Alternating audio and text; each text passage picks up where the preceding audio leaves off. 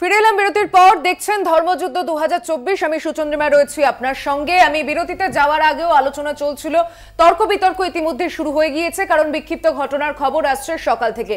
মুর্শিদাবাদের লোচনপুরে তুলকালাম, সেখানে Mohammad সেলিমকে go back slogan. অন্যদিকে বিজেপি প্রার্থী তিনি দ্বিতীয় শীতলকুচি করে দেওয়ার হুমকি দিচ্ছেন তৃণমূল নেতাকে। জঙ্গিপুরের সেই ঘটনার ছবিও আপনাদেরকে দেখিয়েছি। বিক্ষিপ্ত যে খবর আসছে, বিভিন্ন জায়গা থেকে একাধিক অভিযোগ জমা পড়েছে নির্বাচন কমিশনের কাছে, তৃণমূল অভিযোগ জানিয়েছে। এবং সর্বোপরি যে ছবি তৃতীয় দফার ভোটে উঠে আসছে, সকাল 9টা পর্যন্ত ভোটের হার কিন্তু প্রায় 15% কাছাকাছি। সেখানে মনে হচ্ছে যে পশ্চিমবঙ্গে এখনো যে ভোট চিত্রটা রয়েছে, এই 4 জায়গায় ভোট চিত্র, সেখানে কিন্তু যথেষ্ট টক্কর পেতে হচ্ছে বিরোধীদের। তোমরা দাঁড়াও, আমি এটা সরিয়ে দিয়ে আসি।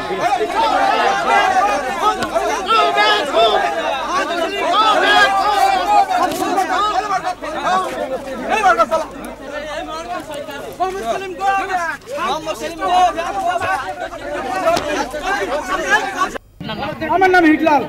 আমাকে বলছে তুই বুতার গুচ্ছাপতি দিয়ে ধরে টানা রে কলা ধরে হাত পুড়ে মারি ওরে স্যার। হ্যাঁ আমি বলা ধরে কামানি করেছো। কেন মেরেছে দাদা? সিভিল সার্ভিস চাই। ও মেরেছে, সামনে মেরেছে, ক্যামেরা সামনে। ওকে অরেস্ট চাই। কেন গায়ে হাত তুললে? অরেস্ট চাইছে। সাংবাদিকের সামনে গায়ে হাত তুলবে। আমি মিথ্যা কথা বলছি না, সাংবাদিকের সামনে। কার অরেস্ট চাইছেন? কার অরেস্ট চাইছেন? আমাকে মাইলো কেন? না ওকে অরেস্ট চাই। তার নামেই তো অভিযোগ। এরাই তো নকল এজেন্টের সাজিয়েছে। ওই যখন পুলিশ সাজিয়ে দিচ্ছে, এখন দেখো বসা আছে। দেখো তুমি তার দুর্বীর মতো দেখো, দেখো ওই দেখো পুলিশ এখন আছে। ভোটটাকে দিচ্ছেন, একটা ভোটটাকে দিচ্ছেন। নির্দিষ্ট কোনো পুলিশের বিরুদ্ধে অভিযোগ আছে? হ্যাঁ, যে এখানকার থানা ইনচার্জ আইসিএন ওসি বলে নির্মল দাস, সেই তো ভোট লুট করেছিল, আর সেই তো প্রোটেকশন দিচ্ছে। আমি যাচ্ছি তখন সে চলে আসছে, এখন অ্যাকশন করছে। দেখো তুমি একটু করেনি কেন? এটা 200 মিটার মধ্যে আইনত আছে বলে। এই রাস্তার জাংশন, 3 দিক থেকে ভোটার আসবে, এইখানে বসিয়ে দিচ্ছে আর যাতে না যায়। ভুয়ো এজেন্টের অভিযোগ করছেন মোহাম্মদ সেলিম। মানব, দেখুন, বিনা যুদ্ধে নাহি দেবো প্রাণ। ভুয়ো ভোটার, ভুয়ো এজেন্ট দিয়ে নির্বাচন করবে, আর আমাদের প্রার্থী, আমাদের কর্মী যারা লড়াই করে যাচ্ছে, তারা বিনা যুদ্ধে জমি ছেড়ে দিয়ে আসবে, এমনটা তো ভাবা উচিত নয়। কেউ যদি গুলি ছোড়ে, কেউ যদি বোম ছুড়ে, আমরা রসগোল্লা ছুড়বো, গোলাপ ফুল ছুড়বো সারা জীবন, এমনটা ভাবার কিছু নয়। আমরাও বোম ছুড়বো। 2 নম্বর কথা হচ্ছে কি, আপনি একটু আগে দেখাচ্ছিলেন যে পশ্চিম বাংলায় বোমা। আরে শুনুন না, আপনারা বোম ছুড়বেন। 2 নম্বর কথা হচ্ছে মানে আপনি স্বীকার করছেন আপনারা বোমাবুমি গোলাগুলি এসব করেন। আপনি তো বললেন না, তাহলে শুনুন। আরে বাবা শুনুন, আমরা কি রসগোল্লা ছুড়বো মানেটা কি? তা সেটাই তো বললাম, আপনি যদি ঢিল ছোড়েন তাহলে আমি পাটকেলই ছুড়বো। হ্যাঁ একদম বলছি, আপনি ঢিল ছুড়লে পাটকেল ছুড়বো। সেটা কথা, আমি বলুন আপনার যত অভিযোগ করুন। 2 নম্বর কথা হচ্ছে, আপনি একটু আগে দেখাচ্ছিলেন যে পশ্চিমবাংলায় বোমা উদ্ধার হয়েছে। এটা কি আপনাদের কাছে নতুন মনে হচ্ছে চ্যানেলে?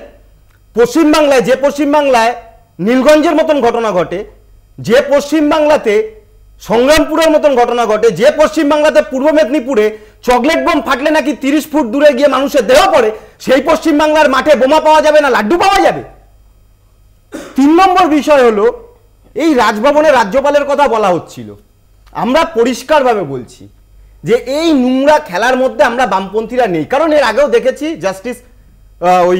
জাস্টিস অশোক গঙ্গোপাধ্যায়ের বিরুদ্ধে অভিযোগ, তাছাড়াও আরো কিছু বিশিষ্ট ব্যক্তিদের নামে এইরকম নোংরা অভিযোগ আনা হয়েছিল। তারপরে তার বিচারে তার কি রায় বেরিয়েছে, মিথ্যে সত্য কি প্রমাণ হয়েছে দেখা গেছে।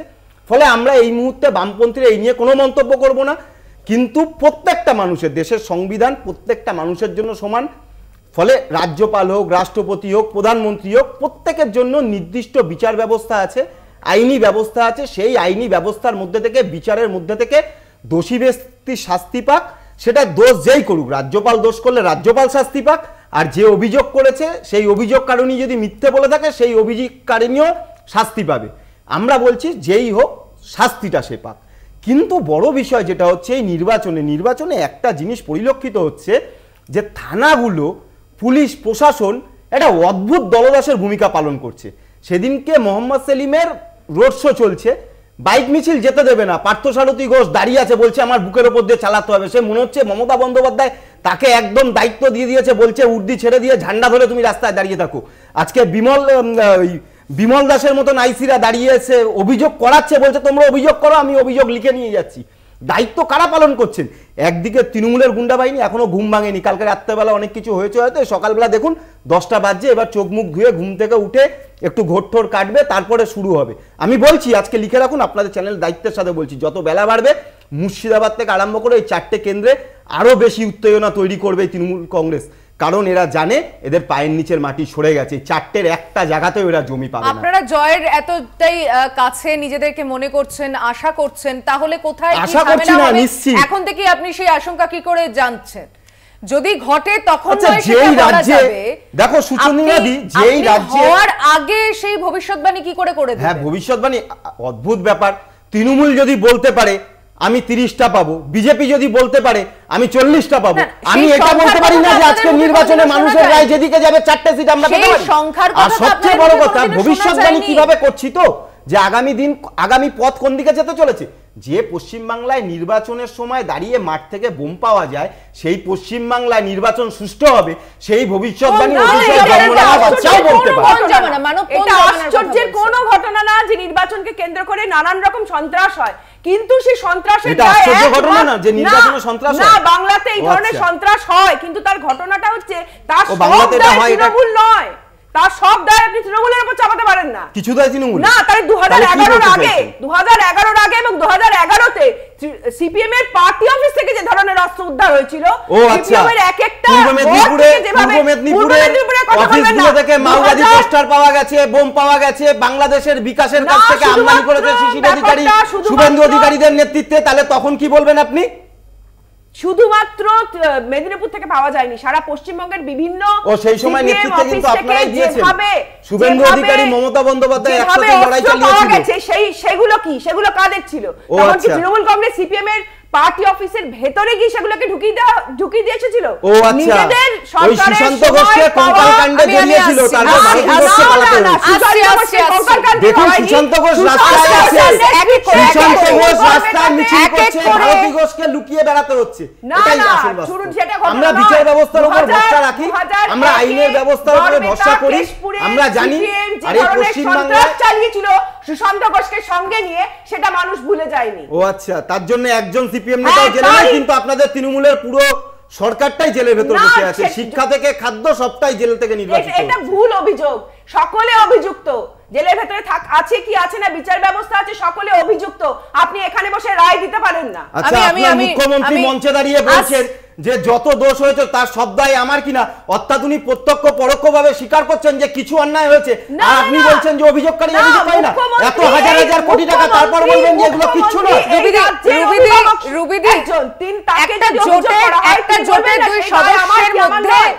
দুই সদস্যের মধ্যে অন্তত রাজ্যভিত্তিক এই লড়াইয়ে বিজেপির ফায়দা কি এই পশ্চিমবঙ্গ থেকে আপনারা পাবেন? বিজেপির ফায়দার পরে আসছি না, এটা না, আমি যেটা শুরু করতে চাই, কতগুলো কথার জবাব আমি দিতে চাই। তৃণমূলের যিনি এখানে আছেন, মুখপাত্র আছেন, তিনি বলছেন যে বোমা টোমা উদ্ধার হচ্ছে, সব দায় কি তৃণমূলের? না না, সব দায় কেন তৃণমূলের হবে? সব দায় ভগবানের। ভগবান এসে দিয়ে গেছে। শাহজাহান শেখরা, সে ওরা জানে, আমি জানি না।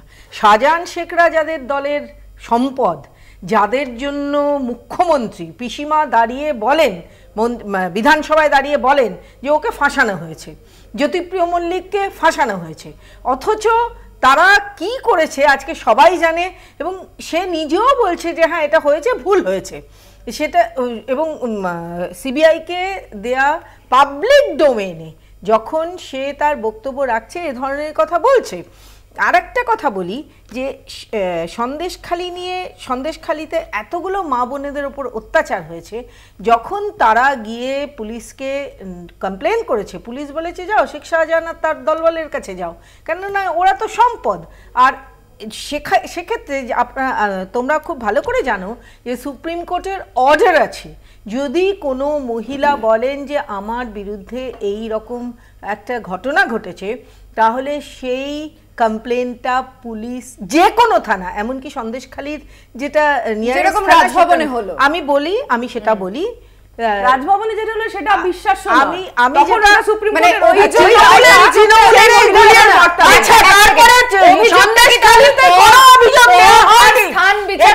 অভিযোগ না নিয়ে তাদের সন্দেশখালীর লোকেদের তাদের পাঠিয়ে দেওয়া হয়েছিল শাহজাহান শেখের কাছে। অথচ এই যে সাজানো ঘটনা কেন বলছি সেটা দেখো, এই মেয়েটি মুখ ঢেকে যখনই বলল, কেননা পিসিমা তো বারবার বলছে মুখ ঢেকে কেন, মুখ ঢেকে কেন, এই মেয়েটি যখন মুখ ঢেকে কথা বলাটা কিন্তু সুপ্রিম কোর্টের একটা নির্দেশ আছে। মুখ ঢেকে কথা বলল, তাকে সাথে সাথে তড়িঘড়ি নিয়ে যাওয়া হলো থানায়, তার কমপ্লেন লেখা হলো। তখন মনে হলো না যে কত লোককে কি করেছে, ভুল কত লোককে কি করেছে সেটা সেই কথাগুলো মনে পড়ে না যেগুলো নিজেরা করে, ওদের সম্পদরা করে। কিন্তু এইগুলো নিয়ে যেটা তদন্ত হতেই পারে না, যেটার কোনো ভিডিও দেখানোর বাধ্যবাধকতা, ভিডিওটা নিয়ে তদন্ত চলতে পারে না। আমি আস্তে আস্তে একটা খবর দেখাবো।